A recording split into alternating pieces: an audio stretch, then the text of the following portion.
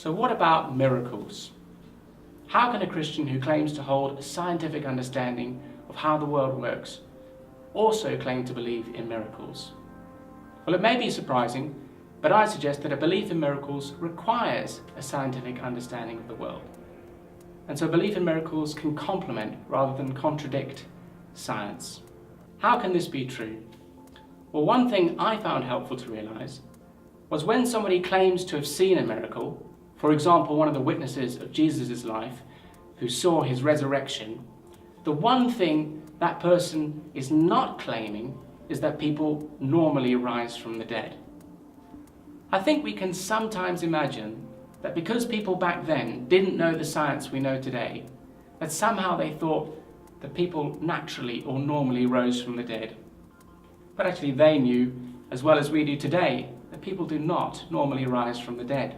In fact, when somebody claims that something extraordinary is happening, something miraculous, they're agreeing with science that this is not the normal course of events. They're agreeing with science that people do not normally rise from the dead. That's why they were amazed and perplexed at Jesus' resurrection, just as we would be. But that doesn't mean it didn't happen. Maybe whether miracles can happen is the wrong question. In the Bible, miracles are often referred to as signs. And that's important, I think, because it implies that something might be being communicated through miracles. I want to use the analogy of FM radio. In an FM radio transmission, there is a carrier wave, a base wave, with a regular set frequency. But if only the carrier wave is transmitted, then no information will be received, and you won't hear any music on the radio. In fact, the information is transmitted through an irregular wave that slightly differs from the carrier wave.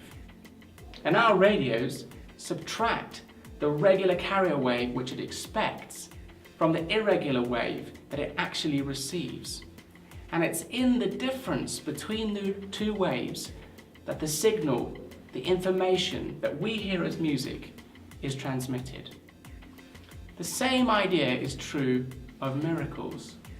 God is acting all the time through the regular motions of nature, which we can study through science. But when God occasionally does something different, surprising, that we call a miracle, in the difference between the two, we can recognize a signal, God speaking.